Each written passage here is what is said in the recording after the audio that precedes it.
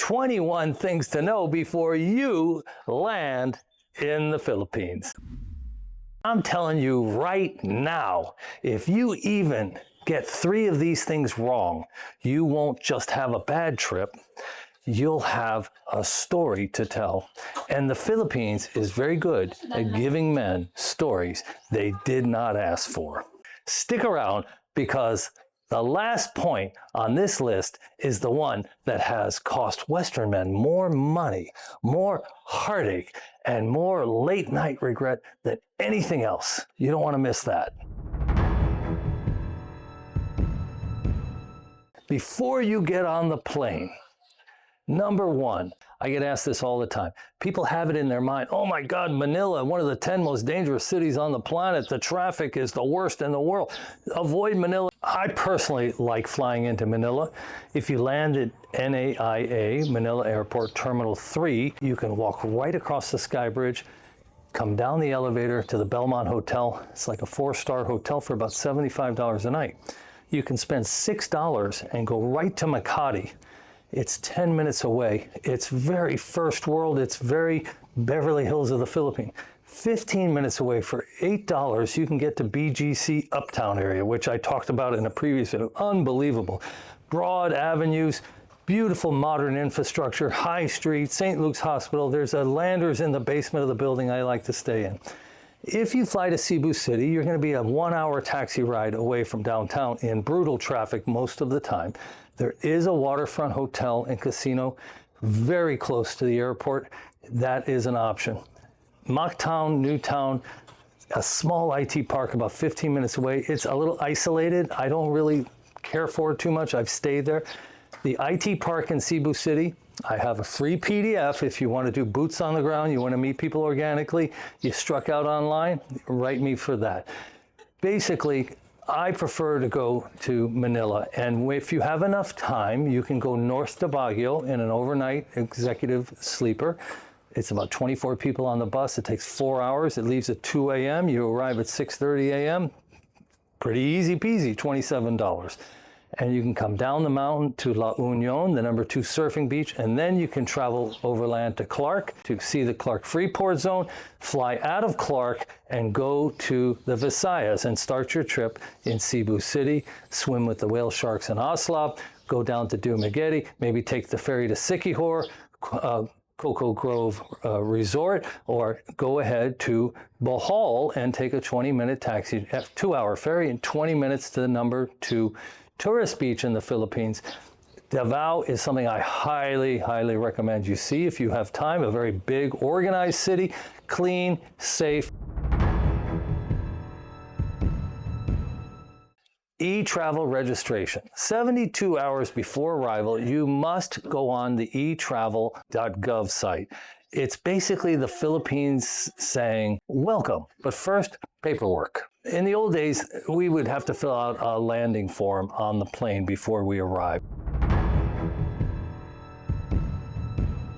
You need an Onward ticket within 30 days. The first time, I just booked the cheapest ticket to Singapore. Within 30 days, it was $40. The second time, heck, it had gone up to $80. I didn't want to spend the $80. So I went to a website called onwardticket.com. The trick is you must wait until it's 48 hours within the window that you'll need it to buy the ticket. The ticket will only actually be good for 48 hours. And later, I'm going to tell you the real reason this matters. Visa extensions are easy in the Philippines. The hard part is remembering you're not in Florida anymore. It's real simple. You're going to get a stamp if you're from most Western countries, good for 30 days. 1 week before the 30-day visa expires. It's simple. You walk right into a Bureau of Immigration office. All decent-sized cities have one. I go on a Tuesday, Wednesday, Thursday at 9 a.m. They open at 7:30. I'm in and out in 20 minutes. It's roughly $1 a day. Now, you can go back again for a 60-day extension the week before that expires. I did it for 18 months the first time I came and stayed. There is a Bureau of Immigration website, and if you were born lucky, maybe it'll work for you. It's confusing. I've talked to dozens of men. 1/3 say it works. 2/3 say it doesn't. It never worked for me. If you can't receive one-time passcodes, your bank account becomes a museum exhibit. Here lies your money. Look, but don't touch. That's not what you want. This is really important. This ties to telco. Now, if you're coming for a short-term visit and you have Verizon, AT&T, T-Mobile, and they have an international plan, and you're willing to pay the freight for 30 days, sometimes it's $10 a day, you get half a gig. But let me tell you, when you turn on that GPS, when you start using that half a gig, it goes fast, and they will throttle you down to the point where it's really not usable. But you will be able to get your OTP codes with your Verizon or AT&T international plan. The other option is to, if you know you're going to transition to the Philippines, is to go ahead now and port your phone number over to a low-cost carrier like tello.com, one that I've talked about before in our book, Fly Me to the Philippines, a 300-page best-selling guidebook. Okay, the first 72 hours in country, what do we need to know? Don't book long-term rentals blindly. And this is a rule. Never let your Filipina book you anywhere. She may seem bright, college-educated, knowledgeable, and she says, oh, I know just the place. No, no, no, no. This is important. Airbnb, it's 4.85 or higher and 15 reviews. Minimum, full stop. This is the Philippines. If you go to Cairo, Egypt, okay, a 4.3 will be a nice room because people give brutally honest feedback. But in the Philippines, not so much. And you don't know what you're getting into. Don't book an Airbnb for 3 months without testing it first. Don't even book it for 10 days because the photos show peaceful tropical paradise, but what you may actually get is a rooster with a microphone at 4:30 a.m. Seriously, it's happened to me. And wait until we get to number 14 because that's where men really suffer. Number 7, ATMs, not the airport exchange booth. You know, they always have a beautiful looking woman at the airport. You're so anxious when you get off the plane. There she is, money exchange. Really beautiful woman. Come on, it's easy. No one in line. No. Airport currency exchange is basically the Philippines' way of saying, welcome. We're taking a small souvenir directly from your wallet. Number 8, multiple payment methods. When you come here, you have to have several payment methods. Have 2 cards and some cash.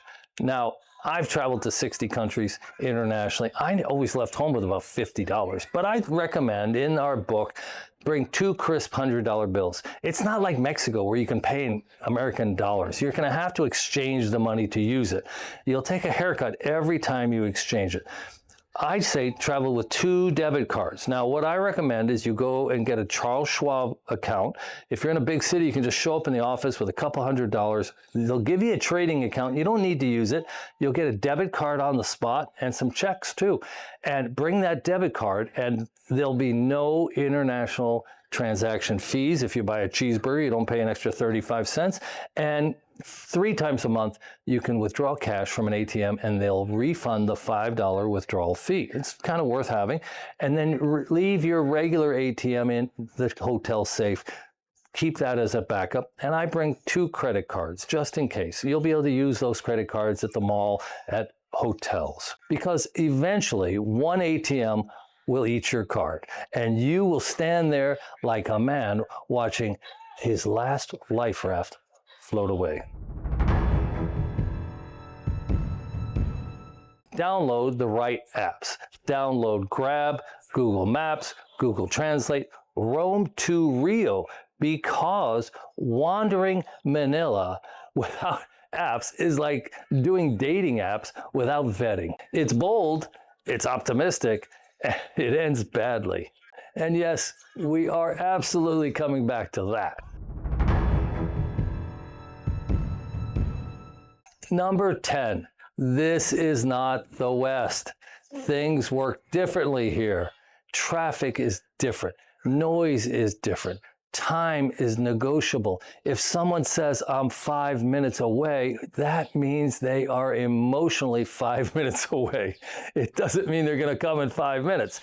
And you know, it's like que pasa time. It is just not something you can count on. And when it comes to meeting a girl, if you don't send a Grab to pick her up, well, she may not come at all. So that's a free tip. All right, let's talk about health and safety and daily life. Don't drink the tap water. Do not drink the tap water. Your stomach will not power through. Your stomach will file a formal complaint. I can't tell you how many men tell me they brush their teeth with the tap water and then they get a case of Montezuma's Revenge, of Delhi belly. You do not want that. Never drink the tap water. Now, generally, when you go to a restaurant and they give you service water, it's going to be okay to drink. The ice and the service water will be fine. You know, even the poorest people here in the Philippines get bottled water. Nobody drinks the water or brushes their teeth with it. Number 12, dengue awareness. Now, many of you know dengue is real. The mosquitoes here are not playing around. And I can tell you, these are not casual mosquitoes. I personally caught dengue about 9 months ago, and about a month of my life, I was like a limp noodle. It took me another month to kind of get my strength back. It wasn't as horrible as people said, but it puts you at greater risk. If you do get it again, you could be at real risk. So you need to bring some DEET, under 100 millimeters. Bring it with you. Always have it. Don't go out to the waterfalls. Don't go out into the jungle. Early in the morning, late at night, be aware, put on some mosquito repellent just to be safe. You know, the majority of people don't get it. I was living here and I live near a lot of jungle, and I don't know exactly where I was when I got it, but I got it, and you need to watch out. These are organized professionals, these mosquitoes. Sidewalks and roads. Watch out for the sidewalks, because the Philippines has 2 seasons, dry season and surprise ankle season. One of the things I learned when I was traveling in Spain and I took a tumble was a lot of people fall when they get older. I was coming down some steps and the last step was not the same size as all the other steps, and down I went, and I actually did a tuck and roll. It was just instinctive. And I decided to maybe I should practice, because one of the things you don't want to do is stick your hands in front of you. People break their arms when they stick their hands out and they fall. And the best thing you could do is do a tuck and roll. And there's a method to this. And if you watch a YouTube and study falling and how you fall, there's a split second where if you just realize, don't stick your hands out in front of you, tuck your shoulder and roll, like when you were, you know, in yoga or judo or football practice. Tuck and roll. It's ankle season half the time here. The sidewalks are buckled in almost all the cities in the Philippines. Now, if you're in BGC, if you're in Makati, if you're in Iloilo, and maybe parts of Baguio, yeah, the sidewalks will be great. You won't see spaghetti for electric wires. You're not going to have dogs running up to you. But it can be treacherous if you're doing the swiveling neck thing. You're a tourist, and you're just looking around, looking around, looking around. Tuck and roll. Before I went to India, I was so scared about getting Delhi belly, and I researched it, and I was so scared because I read this article. They said, if you drop your fork on the floor, the waiter will rush up in India and bring you a fresh fork. Stop. Examine the fork. If there's 1 drop of water on that fork, that can give you Delhi belly. The rule is, if it's broiled, you can peel it, or it's fried, you can eat it. Hydrate constantly. The humidity here will humble you. You will sweat in places you didn't know had opinions. Make sure you're constantly drinking water and staying hydrated. Okay, now let's talk about cultural expectations. When you come and you meet a Filipina, you get the family. You marry the family. You don't just date a Filipina. You're going to date the whole family group chat. And trust me, you are already in that group chat. Don't arrive as a rescuer. Don't lead with your money. If you arrive thinking you're Captain Save-A-Ho, wrong channel, sorry. Boy, it's really, really hard when a few $100s can solve so many problems. Don't lead with your money. You're here to get to know people. You're here to meet people. You're here to meet the country, explore the country, and get home in one piece. And you don't want a big hole in your wallet. Indirect communications. Filipinas often use indirect communications. If she says it's okay, that does not mean it's okay. That means you have entered a puzzle. The goal is love, not becoming the unofficial sponsor of the barangay entertainment. Supporting family is normal here, so don't panic, just structure it. Number 20, inbound dating app attention is mostly trash. If she messages you first on a dating app and she calls you handsome king within 5 minutes, that is not romance, that is marketing. Now we have a 300-page book you have to buy on Amazon. It's been in the top 10 or number 1 in Philippines travel for almost a full year. That's a guidebook. You want the physical book when you're traveling. This book is not being sold yet on Amazon. It's a Western man's guide to dating in Asia and the Philippines. Anyone who contacts you on a dating app, it's almost all garbage. Now, if you're 45 and you're a hunk, you may suss out a couple of winks. But if you're 65 with a dad bod, no. Throw a couple of babies out with the bathwater. Don't respond to the incoming. Don't chase the bait. And for all the other rules of the road, go ahead and ask for a free copy of the book. Just email us at flymetothephilippines@gmail.com. Now, I have 3 bonus tips coming up, as well as the most important rule coming up right now. Do not arrive to meet a woman you have not vetted. Okay, that's it. This is the single most important rule. Slow down. Do not fly to meet a woman you have not fully vetted, because men don't get scammed because they're stupid. They get scammed because they're lonely. So before you land, do the open source background check. Now, there's 2 ways to do it. You know, it involves reverse image searches. It involves social media checking, Facebook, video chat discipline. Use your free guide. What is the free guide? We offer a 13-page social media background check PDF. Or if you ask for the free book, it's the last addendum in the book.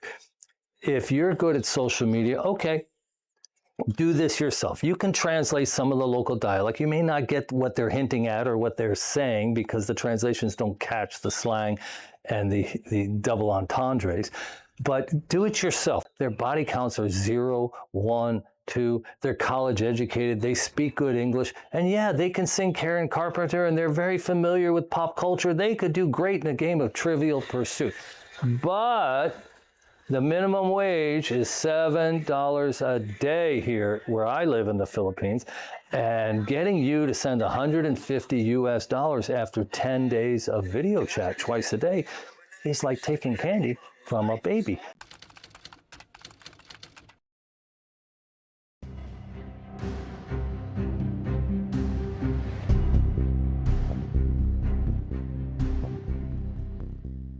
Just write us at flymetothephilippines@gmail.com and you can have a professional open source social media investigation. You know, if you try and do it yourself and you get a text message, there's a knock on the door, someone phones to talk to you, and you've been at it for 2 hours, you may think you've done enough. But Chrissy, who's a professional and has like a Sherlock Holmes ability, she normally doesn't find the hidden truth until the 3rd or 4th day of her investigation, the 5th or 6th hour. She dedicates 4 to 6 hours. She doesn't get interrupted by phone calls, text messages, and give up like you might. Because if you skip this step, you're not dating, you're gambling. And the house always knows more than you do. Now, what about these 3 bonus tips? Get a SIM card immediately when you arrive at the airport. You know, these international plans cost $10 a day quite often. Maybe if you need an OTP code 1 or 2 days, okay, use it, pay the $10. It's an emergency. Otherwise, use a local SIM card for 30 days. The person at the airport will register your passport, get you up and running, even if it's an eSIM. I would do that. Also, if you have time, you can get a couple $100 worth of Philippine pesos from your local bank. A lot of times they need a week to get pesos shipped in, but it'll save you the ATM line and you can go directly to the telco line. You can get your SIM card. You'll have 9 people waiting after that jumbo jet lets out to get their ATM money. You've already gotten a couple hundred. It's not the best exchange rate, so just do it once for like $200 worth of pesos. Have that with you. Then go get your SIM card. Bonus tip number 2. At both Manila Airport and Cebu City, the 2 international arrival cities, Grab works pretty darn well.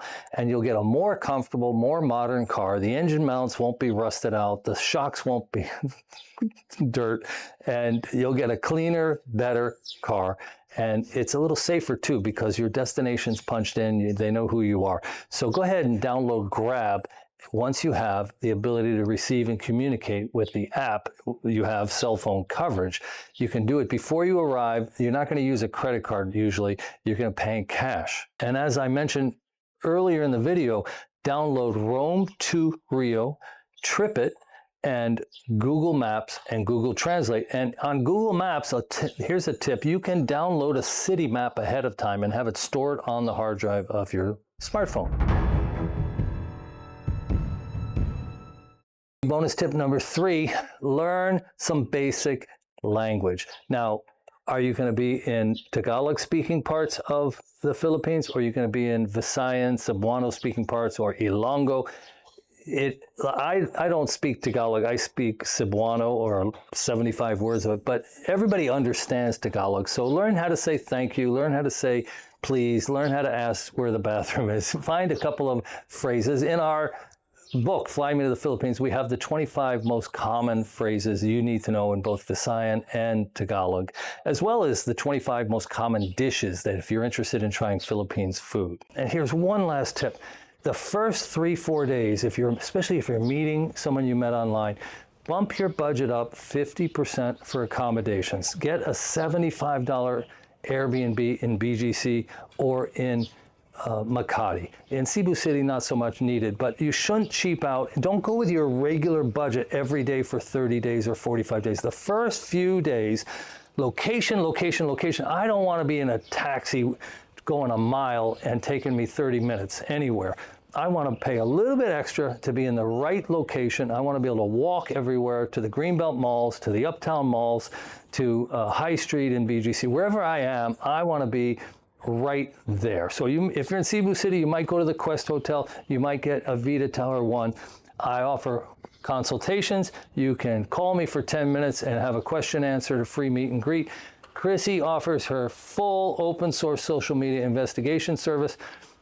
We have a free book. We have one you can buy on Amazon. And if you want to have the full Big Brother and Little Sister consulting package, the link is in the description and the first pinned comment. Till next time, remember these tips before you travel to the Philippines.